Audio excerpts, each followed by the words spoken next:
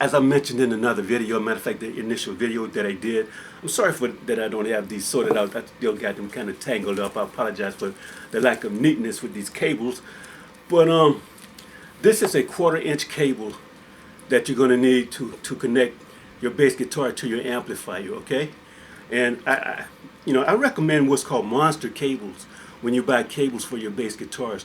You can get them in different lengths. I recommend starting with a minimum of a 6 inch, a 6 foot cable, 6 to 10 feet cable, to go from your amplifier to the bass guitar, and even longer, maybe 20 feet if you can. But to begin with, go with the 6 to 10 foot cable. If you plan on being on stage anytime within the next year or so after purchasing your bass guitar, I recommend getting a 20 foot cable. And I recommend going with monster cables, because if you go with the lesser a lesser brand cable, they're not going to give you the same sound quality, believe me, as these monster cables or anything compatible to monster cables. That's the cables that you want to go with, okay? Now, I'm going to talk about tuners. This is a pitch black tuner. This is known as a pitch black tuner. This is the tuner that I carry on my pedal board. It's made by Korg, and when I buy items, I kind of stick with these items within the same name brand. Peterson makes really highly regarded tuners, but this is a Korg tuner. So I stuck with Korg products, and I'll demonstrate the way this works to you in another video. But yeah, it has a lot of features other than tuning your bass guitar. But it lights up. As you can see, it's black, but you put it on your pedal board and it lights up. It gives you a reading. Like if you're playing on a dimly lit stage, this lights up and gives you a reading. Because people that play a lot of slap bass guitar, when you play a lot of slap bass guitar, the bass guitar can lose its tuning. So you got to frequently check your tuning between songs to make sure that you're still in tune. So that's why you need a tuner on your pedal board as well. Now this tuner I've had for decades, man. This is a Korg tuner as well. Now this tuner you can use it for tuning your bass guitar or a regular guitar. It's made by Korg as well. The thing I like about this tuner, well, it's operated. I think it has one or two double A batteries in it. AAA, one or two AAA batteries in it. But you can just turn it on. I don't know if you can see it turn on.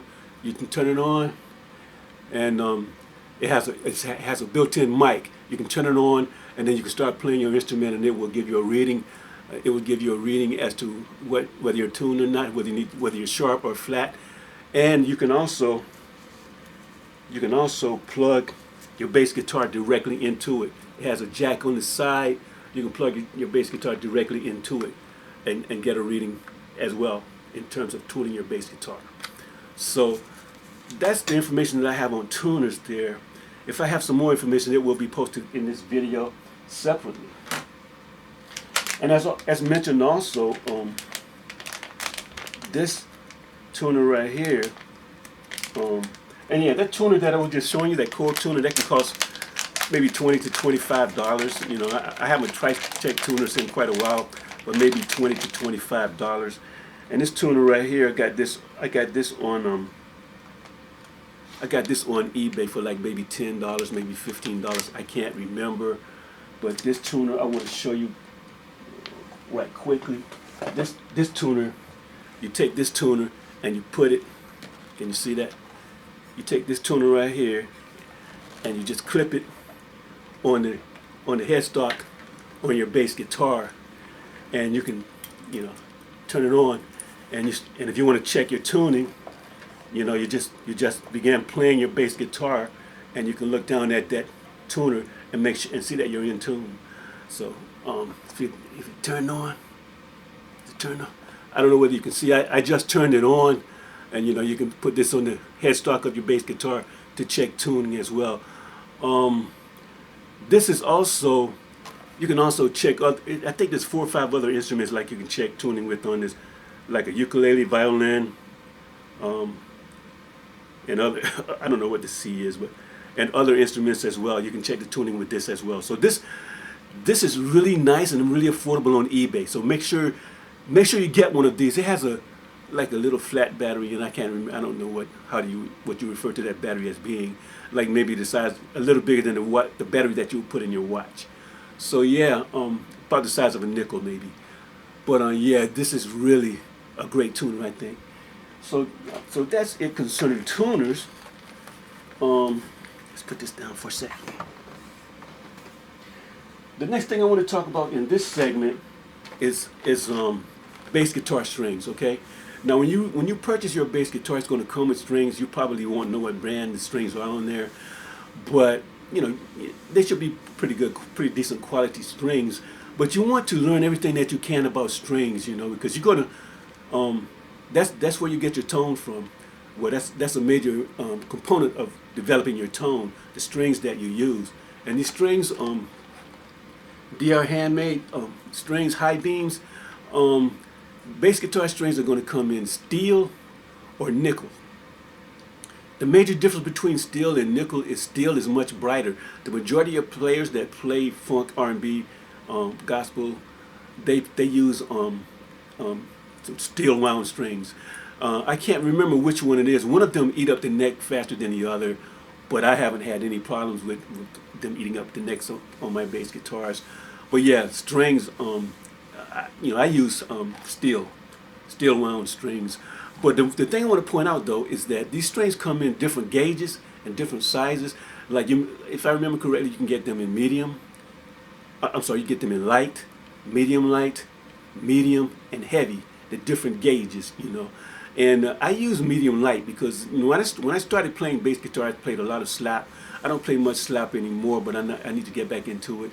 I play a lot of fingerstyle now, pizzicato I wanted to become a more melodic player since I started studying jazz in 2020. But yeah, these are great. Steel strings are great for slap, and the medium lights is what I use for slap. I would recommend you use medium light or medium. Don't go too light because you may end up breaking the string because you're learning. You're at a stage of learning to play bass guitar, so you don't want to start out with too light because when you slap, you may slap too hard, you may pull too hard, and you may break the string. When I started playing bass guitar, I broke some strings as well because my tuning, I was making mistakes with tuning a lot of times. I would over tighten the strings, and but that's just a part of the learning process. And another brand of strings that I like is also Blue Steel, Dean Markley Blue Steel strings. I recommend Dean Markley Blue Steel or DR handmade strings. Now these strings can cost between $25 to $35, $40 for a pair. That's why it's good nowadays as opposed to when I started. It was hard to find quality strings at an affordable price. Now you can go on eBay and you can find some strings. I think I paid like maybe $6 or $7 for these strings, and I have another set of them as well. I think these are made by a company called Glary, Glary, or Glary, Glary. They make bass guitars as well, and they make all sorts of instruments. But I recommend, if you don't want to spend a lot of money on strings, check out these Glary strings. Not only Glary, there's other brands of strings on eBay that you can get for anywhere between $6 to $15 that are really good strings. I don't know how, I haven't been using them long enough to compare them to tell you how well they compare to the more expensive strings. But yeah, if you're on a budget, use these. But always make sure that you have a backup set of strings, because you're going to need to change your strings maybe quite frequently, depending on how much you're playing. And I mentioned the strap as well. This is pretty much self-explanatory. You need to have a strap, if you're going to play your bass guitar. I love leather straps because they're sturdy and strong, and you don't have to worry about losing your bass guitar falling or anything with the lesser expensive strap. And if you go on eBay, I think this strap cost me about $40. Bass guitar straps are gonna run anywhere between $15 to $75, $80, depending on what you're looking for. I recommend, you're making an investment in a quality product in your bass guitar. Don't skimp on the strap. Don't skimp on the strap. Don't skimp on the chords. If you're going to skimp on anything, skimp on the tuner. No, yeah, skimp on the tuner and the metronome, because, like I say, you can download apps for free. I download apps for free at the Apple Store for my iPhone, and I'm going to post it here somewhere. My favorite tuner that I use for my saxophone, so that I can make sure that I'm playing in tune when I play my saxophone. It's called a T1 tuner. You can download it and use it for free with advertisements, or you can purchase it.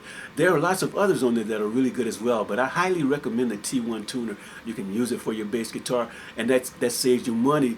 You don't have to buy a tuner.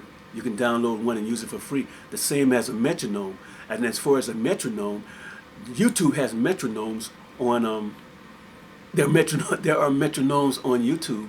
If you don't know what a metronome is, it's like a tick tock, tick tock, tick tock, tick. It goes at different speeds. Bop, bop, bop, bop, bop, bop, bop. You can set it at whatever speed you want to practice your bass guitar, to develop your timing. Keep them, as a bassist, it's important that you understand how to keep time. So yeah, you don't have to buy a metronome, and you don't have to buy a tuner. So that saves you on your budget in terms of purchasing your bass guitar.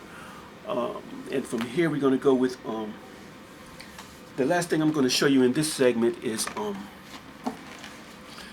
the bass amplification, right? The bass amplifier. This is a Fender bass amp. I think this is a 15 watt amp, right? Yeah, this is a 15 watt amp, bass rumble amp. And I'm a Fender kind of guy, like I said. And these are basically practice amps. These amps that 15, 20 watts, they're practice amps. I recommend as a bass amp, start with the 30 watt minimum, 30 to 50 watt minimum for as a beginner, because you're going to get a better quality tone than I'm getting from this 15 watt amp. I got great deals on these. That's how I ended up with. So I have like 3 or 4 of these. I got great deals at thrift stores on these. But this is known as a combo amp, a combo bass amp. Why it's called a combo bass amp is because you see where those buttons are up there? Where those buttons are up here. I'm sorry for the way. I don't have a lot of room in my studio, so that's why I'm doing this way. These buttons up here, you have your plug where you plug your bass guitar in, and then you have, what do you have? You have your volume knob, then you have your bass, your mid, and your treble. And the combo amp, what it means is that the amplifier and the amplifier and the speaker cabinet are one unit together. This is known as a combo amp, and you want to go with the combo amp as a new beginner to bass guitar, because you can also get what's known as a cabinet and amp head, whereas they're not combined. You just have the cabinet. You just have the cabinet here, and the amp is sitting on top of the cabinet. I have one of those now. I'll take a picture of it and I'll post it somewhere in this video. But yeah, you want to start out with the combination amp, and you want to start out with the minimum of 30 watts to get really good quality tone, to determine which direction you want to go in terms of developing the tone that you want to what you want to sound like. You may have a favorite bassist that you want to, your sound to be similar to theirs. So that's going to conclude this session. Let's just call this session 1 of beginning bassist. And in the next session, we're going to talk about the bass guitar. What to look for, how to go about buying bass guitars and whatnot. And I'm a Fender kind of guy, so I'm going to talk a lot about Fenders or jazz style bass guitars. Now, a lot of the items that I've talked about here, like when you buy a bass guitar nowadays, you're going to get a gig bag with it. Take that, but you may want to upgrade it, because they're probably going to give you a really cheap gig bag, but it's something to get started with. They may give you some instructional booklets and other items. One other thing I want to show you is you want to make sure that you leave with this item we'll talk about this when we talk about bass guitars specifically. So hey, I hope this helps you in understanding how to get started as a bass guitarist. Let me know if you have any questions concerning anything I've talked about here today. So, peace.